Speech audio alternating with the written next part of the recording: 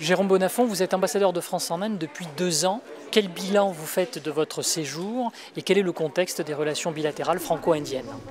J'espère qu'il est un peu tôt pour tirer un bilan de mon séjour. Je crois que ce séjour a été marqué en tout cas par une densité exceptionnelle de relations politiques au sommet entre l'Inde et la France. 3 dates l'illustrent. Le 26 janvier 2008, le président de la République était l'invité d'honneur du jour de la République de l'Inde, c'est-à-dire de la fête nationale de l'Inde.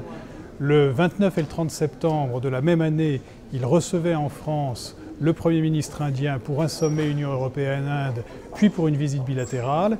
Et le 14 juillet, il accueillait à Paris le Premier ministre de l'Inde comme invité d'honneur de nos fêtes nationales. C'est dire la proximité entre les dirigeants de nos 2 pays, tout simplement parce que la conviction est partagée des 2 côtés qu'un monde multipolaire organisé est bon pour la stabilité et pour le progrès économique et pour la paix, et que la France et l'Inde peuvent y travailler ensemble. Quelle image de la France ont les Indiens? Je crois qu'ils ont d'abord l'image d'un pays qui est attentif à l'évolution du monde et attentif à ce que les pays émergents y trouvent leur place dans de bonnes conditions.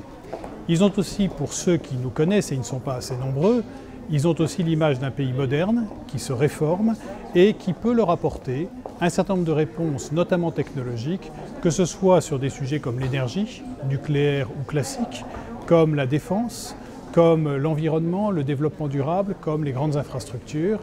Et nous voudrions qu'ils aient conscience que c'est aussi un pays qui peut leur apporter des réponses dans ce qui concerne l'éducation supérieure, puisque beaucoup d'étudiants indiens font leurs études à l'étranger, mais relativement peu en France, et nous voudrions qu'il y en ait davantage.